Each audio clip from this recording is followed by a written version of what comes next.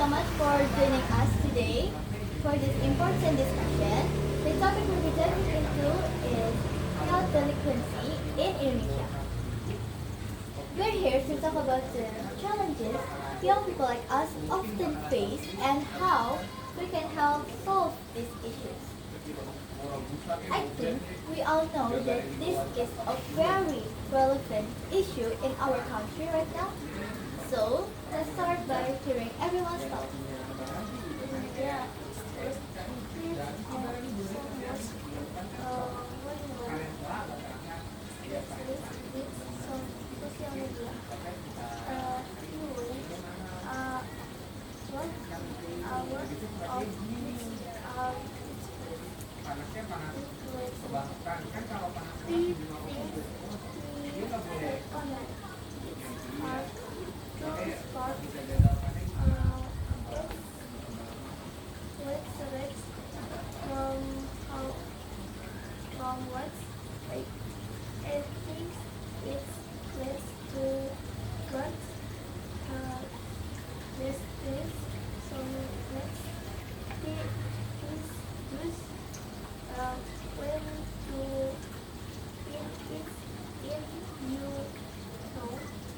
You're absolutely right, Natasya. Social media plays a huge role in shaping teenagers' behavior. But I also think that we need to look the underlying causes. Peer pressure, family problems, and lack of guardians are often the root. Many youths engage in delinquent activities because they feel misunderstood or neglected. And some students can work in their vision alone every day. It's not about the behavior in class. It's about a lack of respect, low motivation, and some students.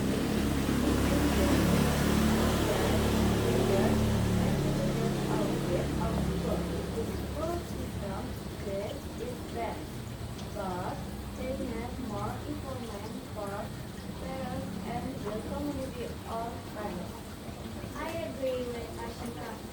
As a sister, I sometimes feel hopeless. My little sister's plans are always online, and she often tells me about things that makes me worried. I don't know how to talk to her about these things without making her feel like I'm judging her or invading her privacy. That's a very second concern, Kirana.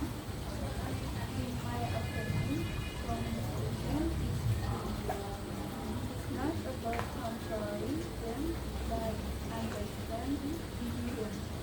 I think parents also need to approach the kids with empathy. My guess, authority is important to create an environment where the teenager feels comfortable sharing their thoughts and struggles. So, Tanya, do you think that kids today are more likely to engage in delinquency because of how their parents approach them? Could parenting styles be a major factor? Yes, definitely. Researchers shows that overly strict and overly permissive parenting can lead to a rebellious behavior. Children need boundaries, but they also need emotional support from their surroundings, like parents or for example, if there is too much control, they might revolt. And if there is too much freedom without guidance, they can fall into the wrong crowd. In my opinion, it's about finding the right balance. Students then injure sex and dog.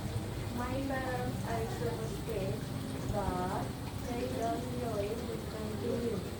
I get why they want to protect me, but sometimes I get frustrated they don't let me make my own decisions. Asifa, I think a lot of teenagers feel the same way as you do. The pressure to always be perfect or to follow a certain path can be overwhelming. Sometimes kids lash out because they don't feel heard. But that's why open dialogue is so important for both parents and teenagers, so they can understand each other better. And I think siblings also have a great role in it. I wish I know how to talk to my sister the way you're describing, Tanya. But sometimes it feels like no matter what I say, she just shuts down. And I know she's out there doing things she shouldn't, but I don't know how to stop it without pushing her away even more. Oh, I know, it's not easy, Kirana. As a sister, the first thing you can do is listen. Even when you don't agree with what your sister is saying, show them that their feelings matter. Once you establish that trust, it becomes easier to guide them. I have seen many parents improve their relationship with their teenagers just by being present and patient. Maybe you can do this by doing the same thing. So it feels like communication is key between parents and teens, between people and students, and between students. But what about society as a whole? I feel like there's so much pressure on young people to success, academically, socially, even financially. Do you think this contributes to the conflict? Yes, Agni, that's a huge problem. The pressure to succeed, especially in a competitive environment like Indonesia, can drive you to do extreme measures. They might resorting to cheating, skipping class, or even criminal activities just to feel like they belong or to meet expectations. We need to create a society where mental health and well-being are prioritized, not just academic success. It's a big mental health.